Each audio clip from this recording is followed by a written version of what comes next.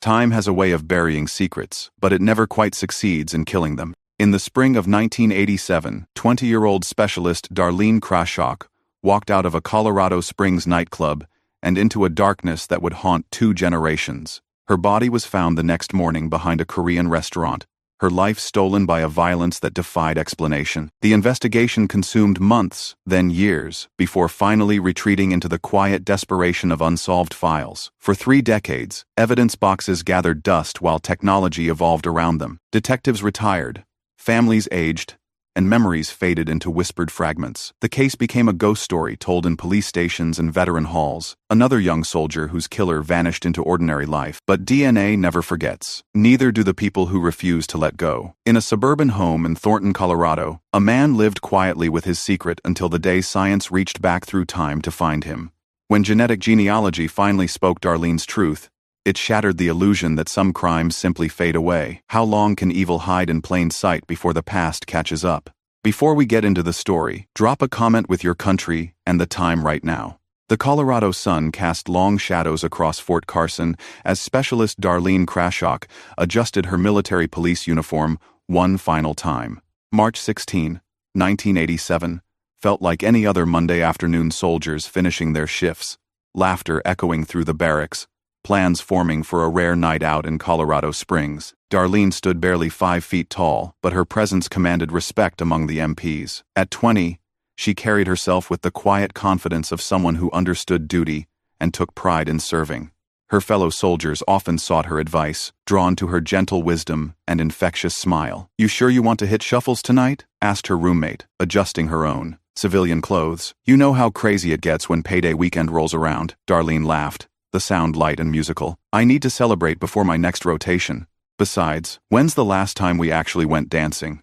The barracks buzzed with typical military energy radios crackling, boots on linoleum, the constant hum of young people managing the serious business of defense while still finding time to be human. Fort Carson had become home to thousands of soldiers, a self-contained world where duty and friendship intertwined seamlessly. Outside, the Rocky Mountains rose like ancient sentinels against the Colorado sky. The base felt secure, insulated from the wider world's troubles. Crime here meant minor infractions, drunk and disorderly, the occasional fight between rivals. Nothing sinister ever penetrated the gates. Darlene checked her watch, then glanced at herself in the small mirror above her dresser. Her reflection showed a young woman on the cusp of something larger than herself, though she couldn't have known what waited in the darkness beyond the evening's plans. "Don't wait up for me," she called to her roommate, grabbing her purse and heading toward the door. "I have a feeling tonight's going to be special." The words hung in the air long after she disappeared down the hallway, her footsteps fading into the ordinary sounds of a military base settling into evening routine. None of them knew they had just witnessed the last normal moment of Darlene Krashok's life. Shuffle's nightclub pulsed with bass-heavy music and flashing lights as soldiers from Fort Carson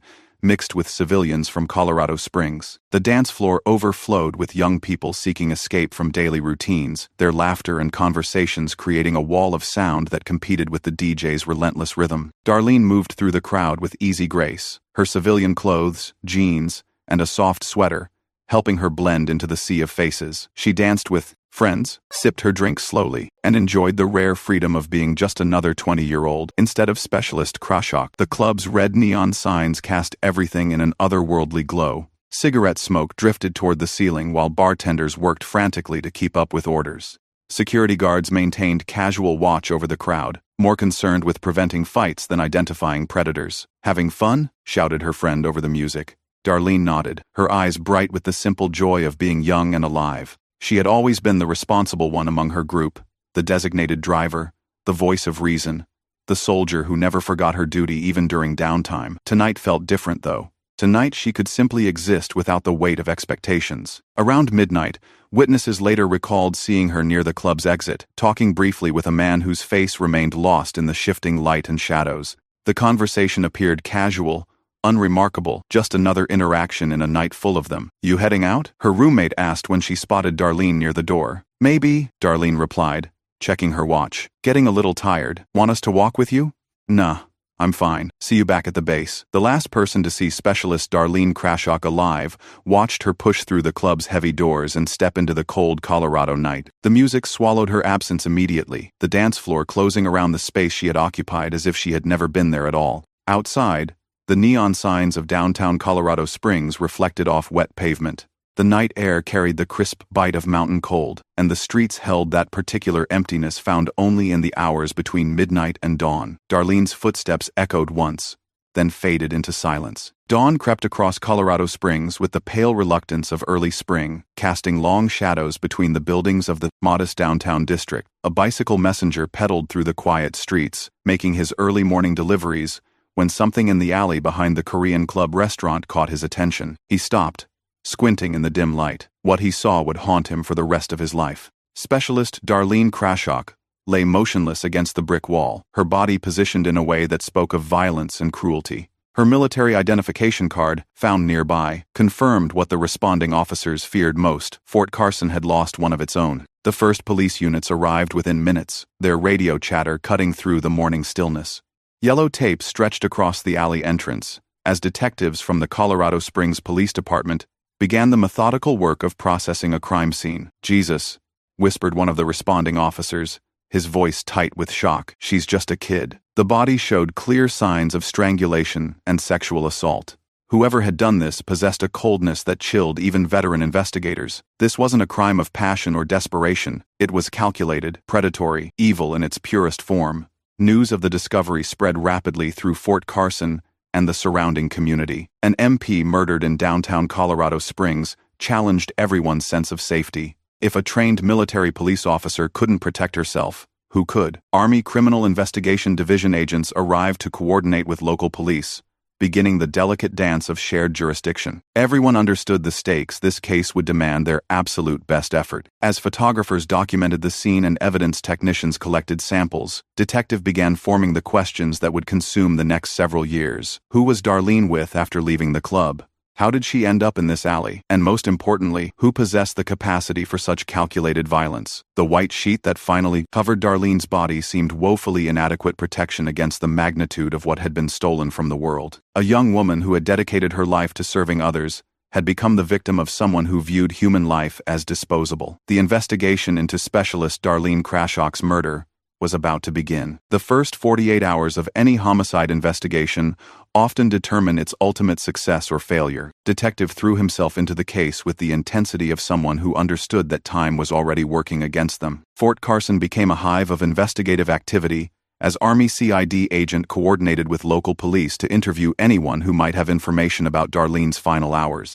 Her fellow MPs described a dedicated soldier who took her responsibilities seriously but knew how to enjoy herself during off-duty time. "She was the kind of person you wanted, watching your back," one soldier told investigators. "Professional, reliable, kind.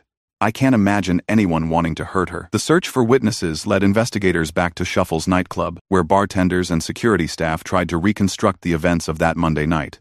The club's surveillance system was rudimentary by later standards, providing only grainy images that revealed little useful information. "I remember her," the bartender said, studying Darlene's photograph. "She was with a group of soldiers, drinking responsibly, not causing any trouble. I saw her leave around 12:30, but I don't remember who she was with." Evidence collection at the crime scene yielded biological samples that would prove crucial decades later, though the forensic capabilities of 1987 limited immediate analysis. Fingerprints, fibers, and other trace evidence were carefully cataloged and preserved, with investigators hoping that laboratory advances might eventually unlock their secrets. Local media coverage intensified public interest in the case. Headlines like "Army MP Found Dead" and "Fort Carson Murder Investigation" dominated newspaper front pages and television news broadcasts. The story tapped into deep anxieties about military personnel's safety and the vulnerability of young women in general. Tips flooded the police department's phone lines as citizens reported suspicious behavior,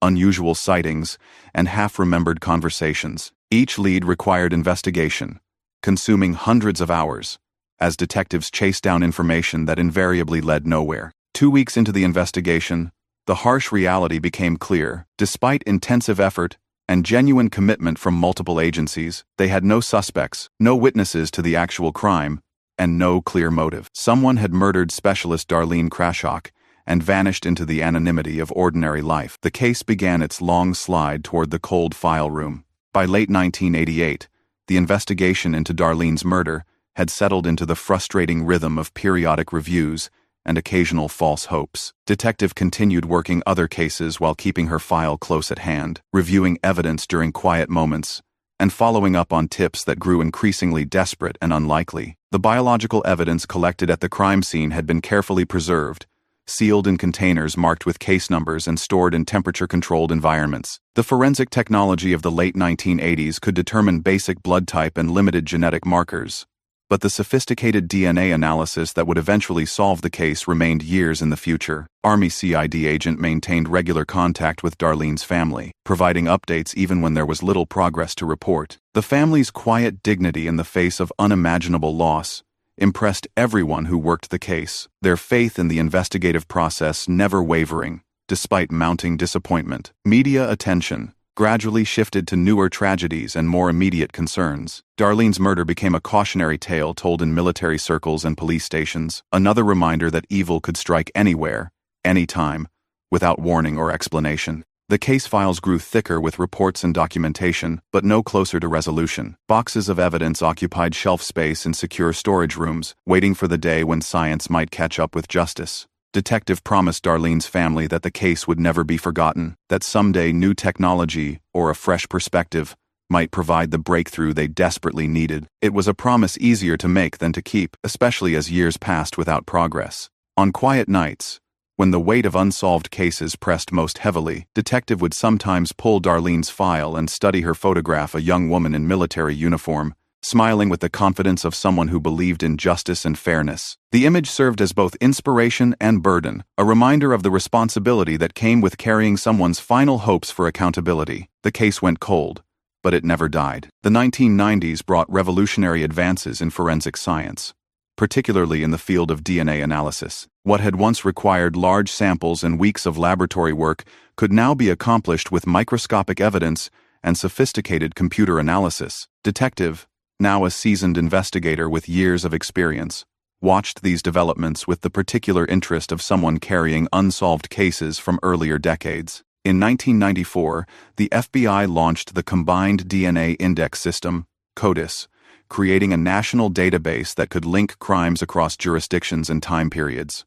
Darlene's case was among the first to benefit from the new technology. Biological evidence preserved from the 1987 crime scene yielded a complete male DNA profile that was immediately entered into the growing database. For the first time since the murder, investigators had something concrete to search for, a genetic signature that could identify the killer if he had ever been arrested for another crime. The CODIS search came back negative. Whoever had killed Darlene had no criminal record in the system, at least not one that included DNA collection. The disappointment stung, but investigators understood that the database was still growing, that new profiles were being added constantly. Army CID agent maintained his promise to the family, providing updates whenever new technology offered fresh possibilities. The family's response never varied: quiet gratitude for the continued effort, unwavering faith that justice would eventually come, and patient acceptance of each setback. "We know you're doing everything possible," Darlene's mother said during one update meeting. She would want you to keep trying. The case file expanded again, as new reports documented DNA extraction procedures, laboratory results. Each technological advance brought hope, followed by the familiar disappointment of negative results. Cold case units were becoming more common in police departments across the country, staffed by investigators specifically dedicated to reviewing older cases with fresh eyes and new technology. Detective began specializing in these forgotten files, developing expertise in the peculiar challenges of crimes that had been dormant for years. The promise remained the same. Darlene's case would never be abandoned, never relegated to permanent storage, never forgotten.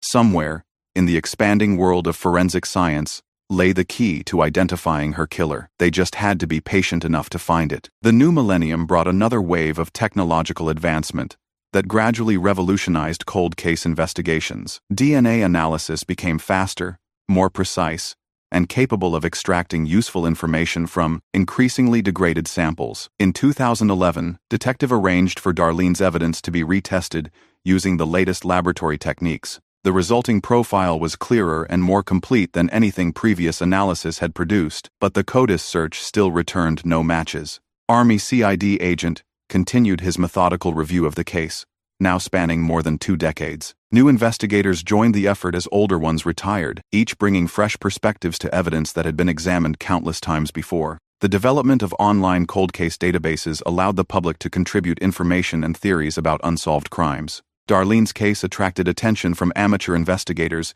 who pored over available details and offered suggestions based on their own research. Most tips led nowhere, but the sustained public interest helped keep the case visible and prevented it from being forgotten entirely. Detective appreciated the assistance while carefully filtering information that might prove useful from speculation and wishful thinking. Cold case conferences became annual events where investigators shared techniques, discussed breakthrough cases, and maintained hope that science would eventually provide answers to their most frustrating files. Darlene's case was frequently mentioned as an example of careful evidence preservation that might someday pay dividends. "The DNA is solid," detective would tell colleagues. "We just need the right database hit or a new investigative technique to make the connection." The family aged gracefully through the years of waiting, their faith in the investigative process never wavering despite the passage of time.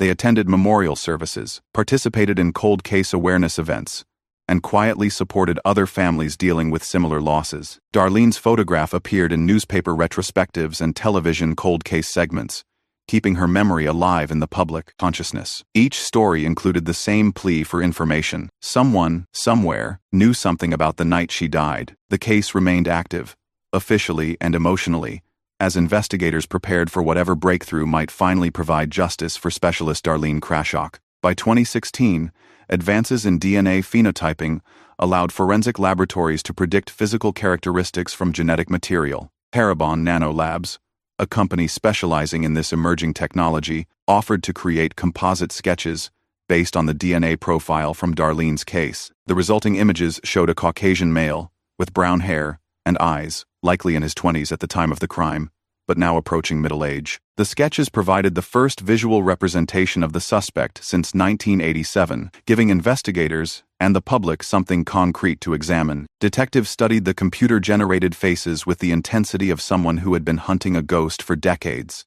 The features were distinctive enough to be recognizable, but generic enough to match thousands of potential suspects across Colorado and beyond. Public release of the sketches generated dozens of tips from citizens who thought they recognized the face. Each lead required investigation, consuming weeks of effort as detectives checked alibis, collected reference DNA samples, and eliminated suspects one by one. The process was frustrating and time-consuming, but it represented progress. For the first time since the original investigation, they had something new to show the public, a fresh avenue for generating leads and maintaining attention on the case. Army CID agent coordinated media interviews and press conferences, carefully balancing the need for publicity with respect for Darlene's memory and her family's privacy. The sketches appeared in newspapers, on television, and across social media platforms, reaching audiences that previous appeals had never touched. "These images represent our best understanding of what the suspect looked like," detective explained to reporters. "We're asking anyone who recognizes these features, especially in connection with the Fort Carson area in 1987,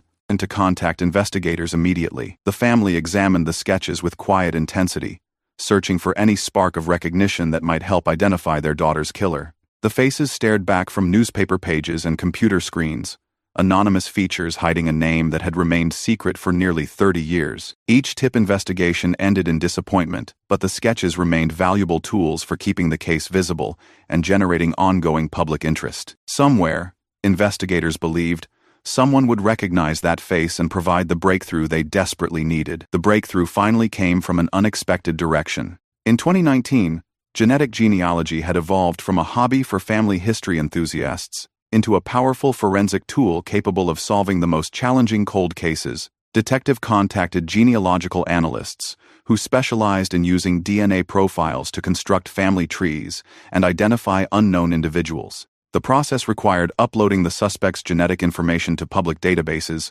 where it could be compared with profiles submitted by people researching their ancestry. "We're looking for distant relatives," the forensic genealogist explained. "Even fourth or fifth cousins can provide enough information to narrow our search to specific family lines." The DNA profile from Darlene's case was uploaded to GEDmatch, a database commonly used by genealogy researchers. Within weeks, the system identified several potential relatives, people who shared enough genetic material to suggest common ancestors within the past few generations. Working backward from these connections, the forensic genealogist began constructing family trees that mapped relationships between known relatives and potential suspects. The process was methodical and time-consuming, requiring careful verification of each connection and elimination of family lines that couldn't include the perpetrator. Army CID agent coordinated with detective as the investigation focused on increasingly specific possibilities. Birth records, military service documents, and public databases were searched to identify males of the right age who had been in the Colorado Springs area during March 1987. One name began appearing repeatedly in their research: Michael White, a former soldier who had served at Fort Carson during the relevant time period.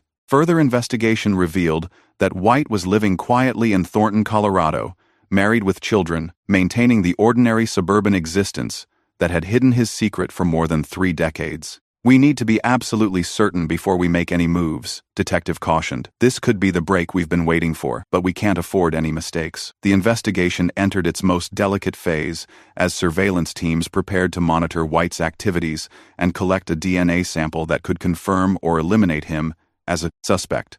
After 32 years, Darlene's killer finally had a name. Surveillance of Michael White revealed the life of a seemingly ordinary suburban resident. He left for work each morning, returned home each evening, and spent weekends maintaining his yard and running errands.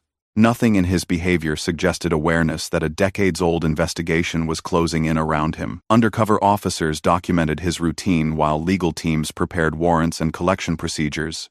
The need for an uncontaminated DNA sample that would be admissible in court required careful planning and flawless execution. Detective coordinated with forensic specialists to ensure that whatever sample they collected would meet the highest standards of legal scrutiny. Defense attorneys, in high-profile cases, often challenged evidence collection procedures, and they couldn't afford to have crucial DNA evidence excluded on technical grounds. Army CID agent reviewed White's military service records, confirming that he had indeed been stationed at Fort Carson during the spring of 1987. His service record was unremarkable: no disciplinary actions, no reported incidents, nothing that would have drawn attention or suggested violent tendencies. Army CID agent reported: clean record, honorable discharge, no red flags anywhere in his file. The contradiction between White's apparent normalcy and the calculated violence of Darlene's murder was jarring but not unprecedented. Serial killers and violent criminals often maintained ordinary public lives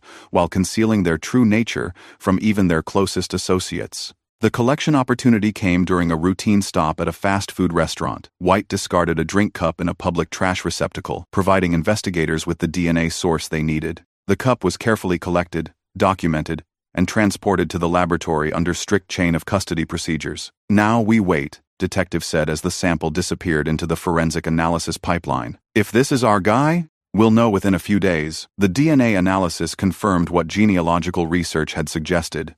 Michael White's genetic profile matched the evidence collected from Darlene's crime scene in 1987. After more than 3 decades, science had finally identified her killer. Arrest warrants were prepared as investigators planned the culmination of the longest case in their careers. June 13, 2019, began like any other morning in Thornton, Colorado. Michael White was drinking coffee and reading the newspaper when unmarked police cars appeared in his driveway. The knock on his door signaled the end of a secret he had carried for 32 years. "Michael White?" detective asked when the door opened.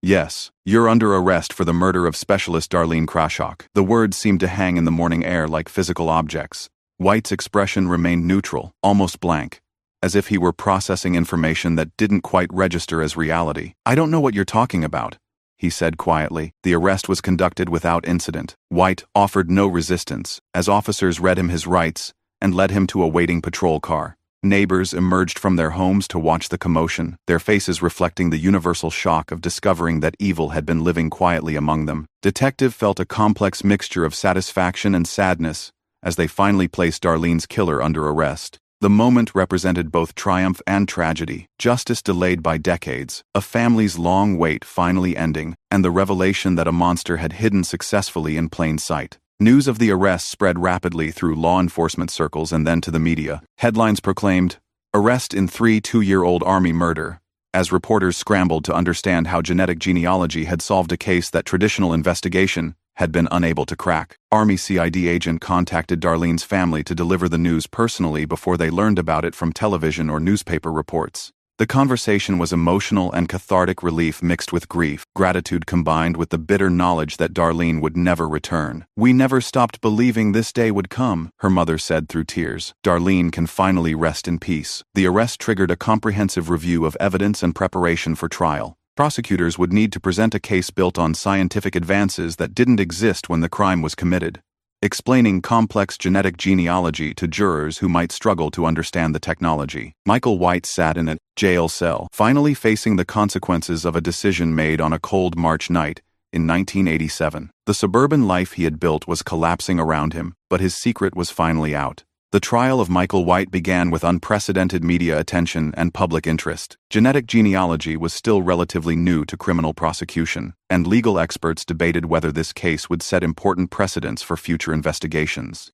Judge commanded the courtroom with calm authority, ensuring that public fascination didn't interfere with the serious business of determining guilt or innocence. The jury was carefully selected from citizens who could evaluate complex scientific evidence while remaining impartial, despite extensive media coverage. Prosecutor opened with a photograph of specialist Darlene Krashok in her military uniform, her young face smiling with the confidence of someone who believed in justice and fairness. The image served as a powerful reminder of what had been stolen from the world on that March night in 1987. "This case is about science, catching up with justice," prosecutor stated, "about DNA that doesn't lie, evidence that doesn't decay, and truth that refuses to stay buried." The prosecution's case methodically traced the investigation from the original crime scene through decades of technological advancement to the genetic genealogy breakthrough that finally identified White. Expert witnesses explained DNA analysis, chain of custody procedures, and the statistical impossibility that the genetic match could be coincidental. Defense attorney faced the unenviable task of challenging evidence that appeared overwhelming while maintaining professional standards and ethical obligations. The defense focused on procedural questions, evidence handling across multiple decades, and the relatively new science of genetic genealogy. "My client maintains his innocence," defense attorney argued. "The prosecution wants you to convict based on techniques that didn't exist when this crime was committed, using evidence that has been stored for over 30 years. Army CID agent testified about the meticulous preservation of evidence and the careful coordination between military and civilian investigators. The collaboration between agencies demonstrated the serious commitment to solving Darlene's murder and ensuring that justice would eventually be served. Detective took the witness stand to describe decades of investigation, the emotional toll of carrying unsolved cases, and the breakthrough moment when genetic genealogy finally provided the lead they had been seeking since 1987. The courtroom was filled with military personnel, law enforcement officers, and members of the public who had followed the case through its long journey toward resolution. Forensic experts explained the science behind DNA analysis and genetic genealogy to jurors who were hearing about these techniques for the first time. Charts and diagrams illustrated how genetic material could survive for decades under proper storage conditions, and how modern analysis could extract information impossible to obtain with 1987 technology. "DNA is like a fingerprint," the forensic expert testified. "Each person's genetic profile is unique, and the profile we obtained from the crime scene matches the defendant's DNA with a probability of 1 in several trillion." The forensic genealogist walked jurors through the process of using public databases to identify unknown individuals through distant relatives. Family trees projected on courtroom screens showed how multiple generations of connections could narrow a search to specific suspects. "We weren't looking for the defendant directly," she explained. "We were looking for his cousins, his great-uncles, anyone who shared enough genetic material to place him within a specific family line." Chain of custody documentation, spanning more than 3 decades, demonstrated the careful handling of evidence through multiple storage facilities, laboratory upgrades, and investigative transfers. Every movement, every test, every analysis had been documented with the thoroughness required for eventual prosecution. Defense attorney challenged the reliability of evidence stored for such an extended period, questioning whether degradation or contamination might have affected the results. Cross-examination focused on the gaps between original collection and final analysis, suggesting that modern techniques might not be compatible with decades-old evidence. "How can we be certain that this DNA came from the perpetrator and not from contamination that occurred sometime during 30-plus years of storage?" defense attorney asked. Expert witnesses acknowledged the challenges of long-term evidence preservation while maintaining that proper protocols had been followed throughout the investigation. Multiple independent tests, confirmed the genetic profile, and contamination would have been detected during analysis. Prosecutor methodically addressed each defense concern while maintaining focus on the central fact. Michael White's DNA matched evidence collected from Darlene's crime scene. No amount of procedural questioning could change that fundamental reality. The scientific testimony was complex, but compelling, providing jurors with enough information to understand the reliability of genetic evidence, while avoiding technical details that might confuse rather than clarify. The prosecution's presentation reached its emotional peak when Darlene's preserved military uniform was introduced as evidence. The fabric still contained microscopic traces of biological material that confirmed the DNA match, creating a direct physical connection between the victim and her killer. Prosecutor held up the uniform jacket, its military insignia still visible after more than 3 decades. This uniform represents service, sacrifice, and dedication, and to protecting others. The DNA evidence shows that Michael White violated everything this uniform represents. Darlene's family sat in the front row of the courtroom, their quiet dignity providing a stark contrast to the clinical presentation of forensic evidence. They had waited 32 years for this moment, and their presence served as a constant reminder of the human cost behind the scientific testimony. Military personnel filled the gallery, showing respect for a fallen comrade, and demonstrating that the military community never forgets its own. Their presence added weight to the proceedings and emphasized the broader significance of the case. Army CID agent concluded his testimony by reading from Darlene's service record, highlighting her exemplary performance and the respect she had earned from fellow soldiers. The words painted a picture of a young woman who had dedicated her life to serving others before becoming the victim of senseless violence.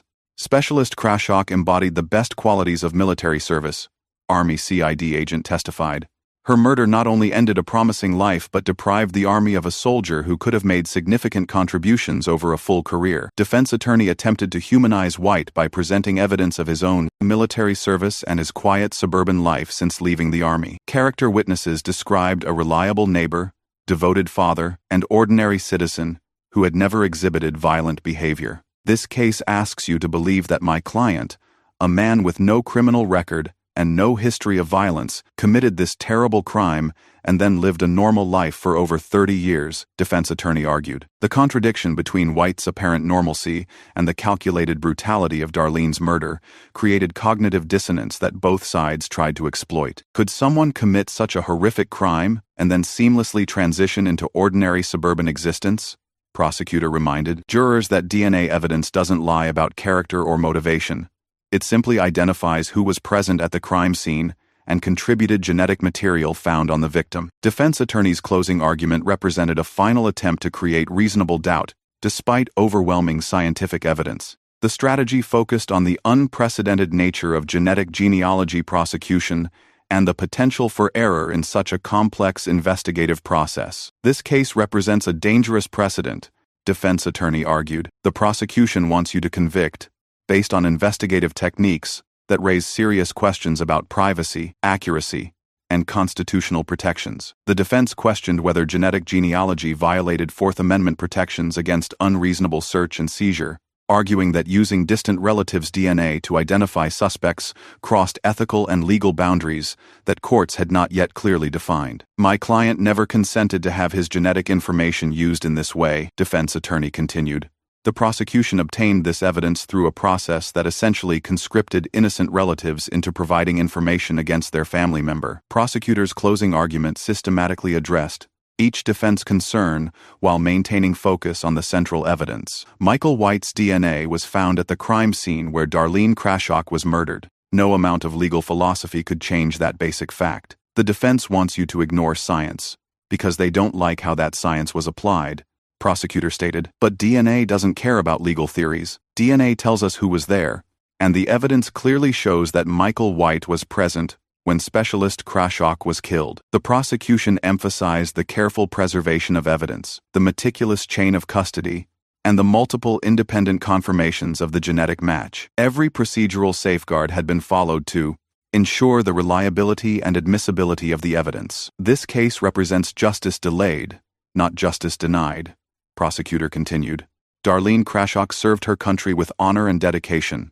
She deserved better than to become the victim of a predator who thought he could hide behind time and silence. The courtroom fell silent as both sides completed their arguments.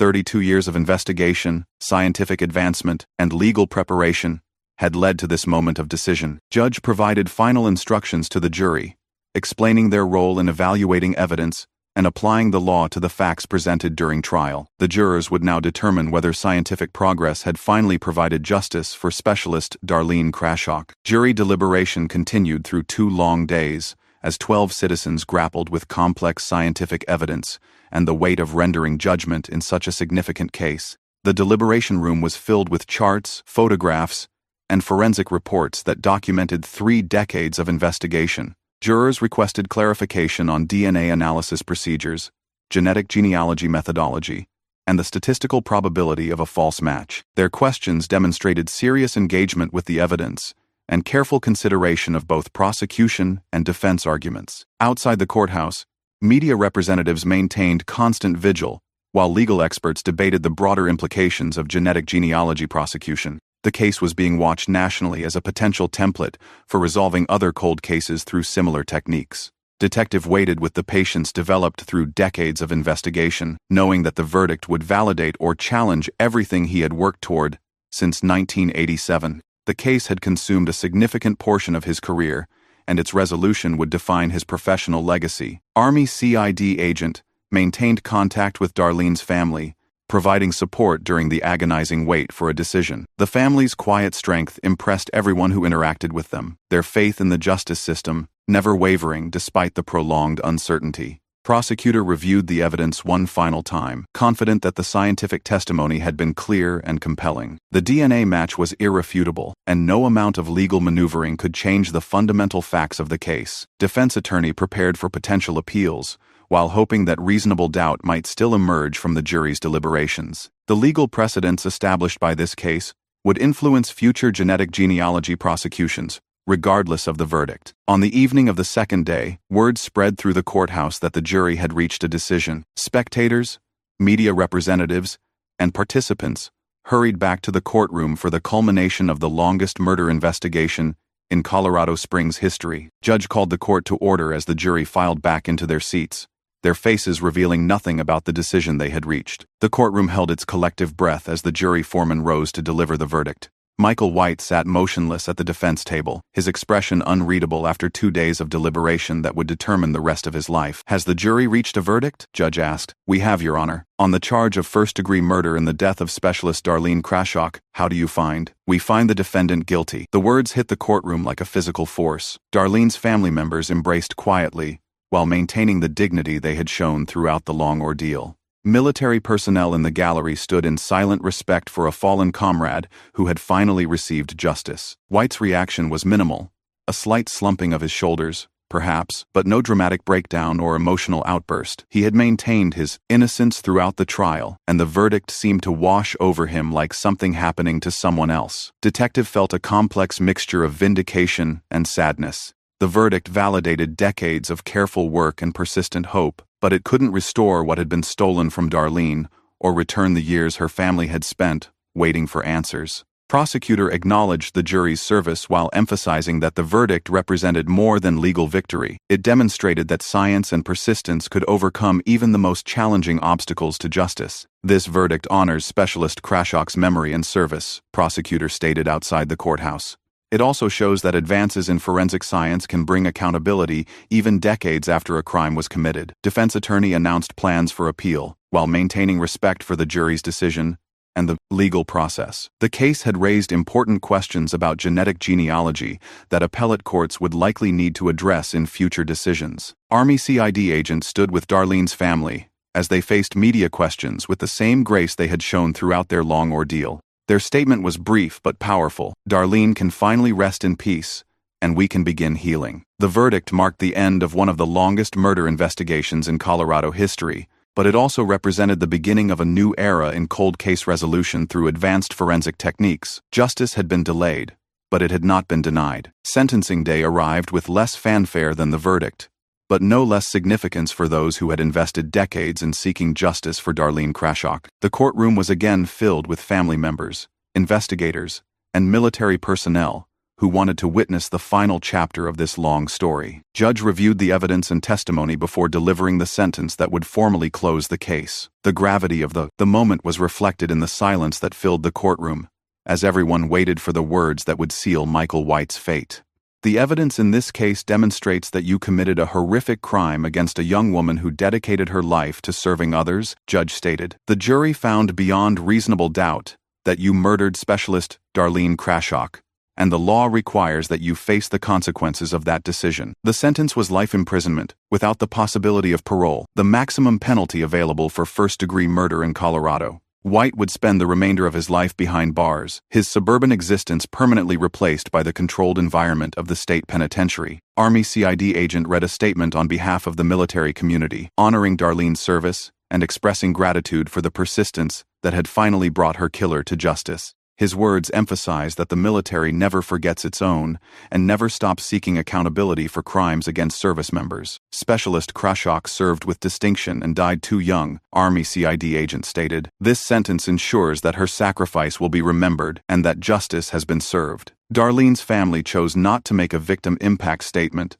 instead allowing their quiet presence to speak for itself. Their decision reflected the dignity they had maintained throughout the ordeal, and their desire to focus on healing rather than retribution. Prosecutor emphasized the broader implications of the case for cold case investigations and the potential for genetic genealogy to resolve other decades-old murders. The successful prosecution had already prompted reviews of unsolved cases across multiple jurisdictions. Defense attorney maintained his client's innocence while acknowledging the finality of the sentence. Appeals would continue, but the immediate legal process had concluded with White facing the maximum possible punishment for his crime. As the courtroom emptied for the final time, participants reflected on a case that had spanned generations and demonstrated both the persistence of evil and the eventual triumph of science and justice. The months following White's sentencing brought reflection and analysis from the investigators who had devoted decades to solving Darlene's murder. Detective reviewed the case files one final time before transferring them to permanent storage, marking the official end of the longest investigation of his career. The case had become a model for other cold case units, dealing with decades-old evidence and emerging forensic technologies. Detective received invitations to speak at law enforcement conferences about the investigation's evolution and the breakthrough that genetic genealogy had provided. The key was never giving up, Detective explained to audiences of investigators facing their own challenging cases. We preserved the evidence, kept the case active, and waited for science to catch up with our needs. Army CID agent coordinated with other military investigators to review unsolved cases that might benefit from similar genetic genealogy approaches.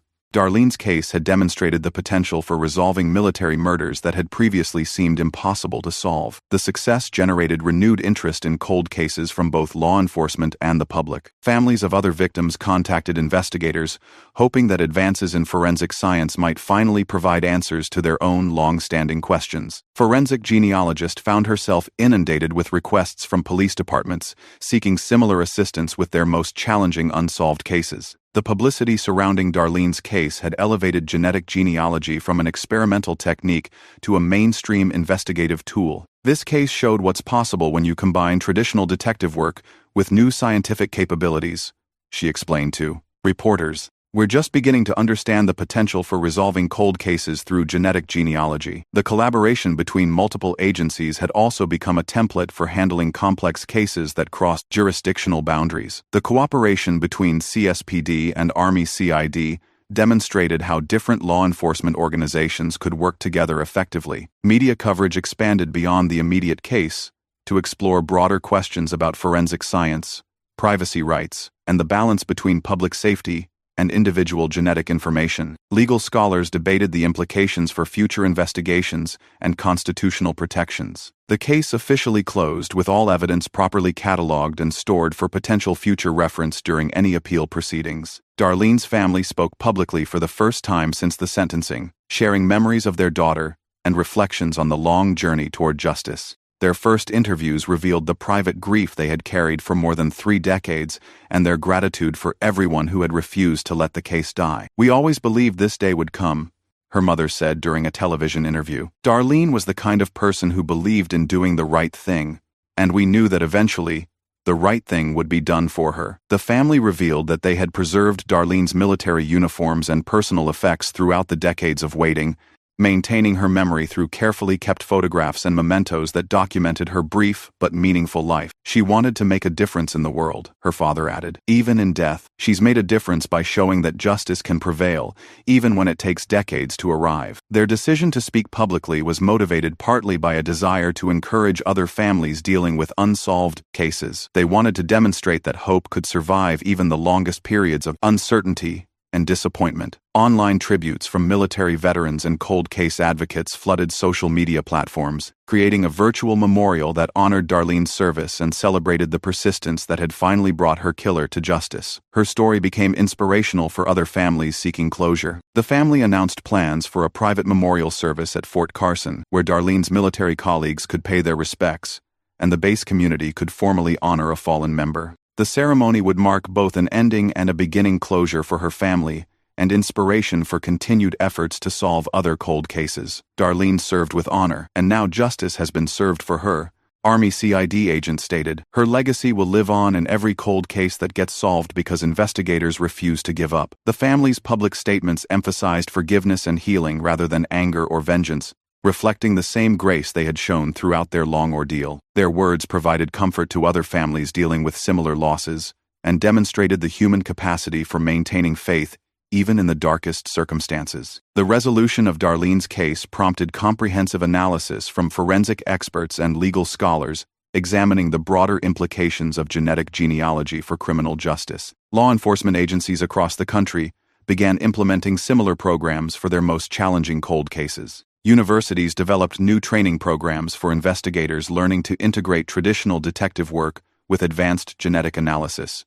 The case became a cornerstone example in courses on modern forensic techniques and cold case resolution. This case represents a watershed moment in criminal investigation, explained one forensic science professor. It demonstrates how patience, proper evidence, preservation, and emerging technology can combine to solve cases that once seemed impossible. Privacy advocates continued raising concerns about the use of consumer genetic databases for law enforcement purposes, arguing that families submitting DNA for ancestry research never consented to having that information used to investigate their relatives. Legal challenges to genetic genealogy evidence were expected to work their way through appellate courts, potentially establishing precedents that would govern future investigations.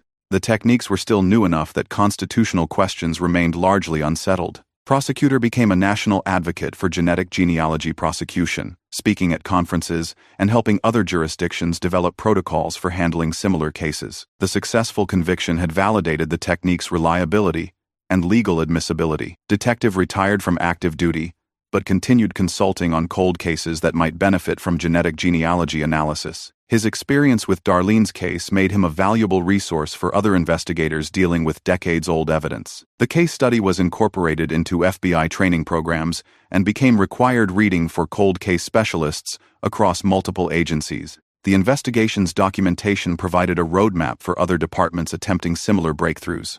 Research institutions began studying the psychological and social impacts of delayed justice on families and communities, using Darlene's case as a primary example of how closure could arrive decades after a crime. The broader conversation about cold case resolution expanded to include discussions of resource allocation, evidence preservation standards, and the ethical obligations of law enforcement to never abandon unsolved cases. Fort Carson planned a memorial ceremony to honor specialist Darlene Krashock and officially recognize the resolution of her case. The base community, which had carried her memory for more than 3 decades, would finally have the opportunity to celebrate justice and pay proper respects to a fallen comrade. Army CID agent coordinated with base leadership to ensure that the ceremony reflected both military tradition and the unique circumstances of Darlene's case. Her service record was reviewed, and her contributions to the MP unit were formally documented for historical preservation. Current soldiers at Fort Carson learned about Darlene's story during briefings that emphasized both her dedication to duty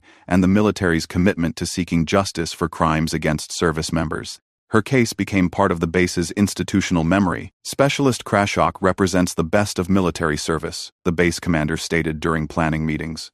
This ceremony will honor her memory and demonstrate that the Army never forgets its own. The memorial would include a permanent plaque recognizing Darlene's service and the successful resolution of her case. The inscription would emphasize both her individual sacrifice and the broader principle that justice may be delayed but will never be abandoned.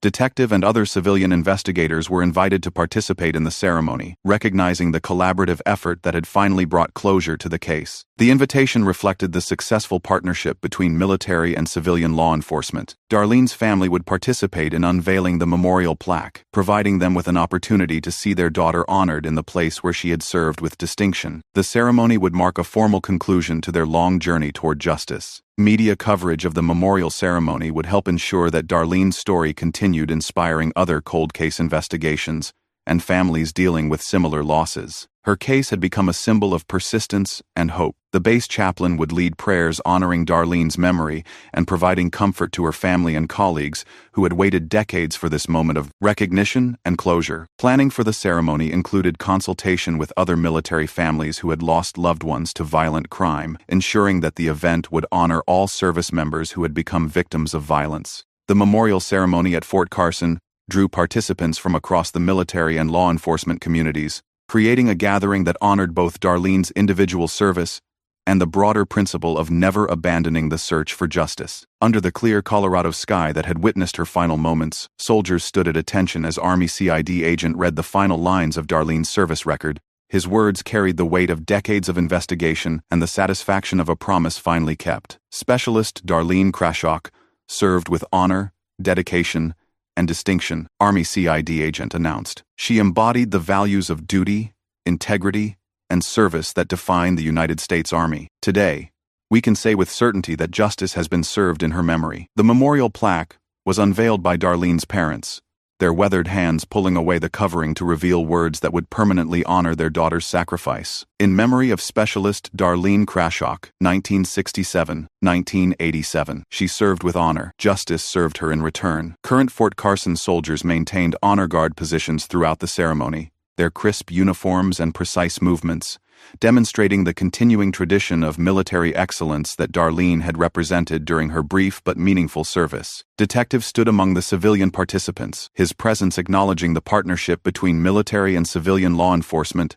that had ultimately solved the case. The collaboration had become a model for other complex investigations. Bugle notes echoed across the base as taps was played in Darlene's honor, the haunting melody carrying the grief and hope of everyone who had carried her memory through the long years of uncertainty. Family members, investigators, and military personnel stood together in respectful silence as the flag was folded and presented to Darlene's parents. The ceremony provided closure, while ensuring that her memory would be preserved for future generations. The memorial marked not just the end of a case, but the beginning of a legacy that would inspire continued efforts to solve cold cases and seek justice for other victims whose stories had not yet reached resolution. As participants dispersed under the endless Colorado sky, Darlene's story entered the permanent record of American military history, a tale of service, sacrifice, and ultimate justice that would never be forgotten.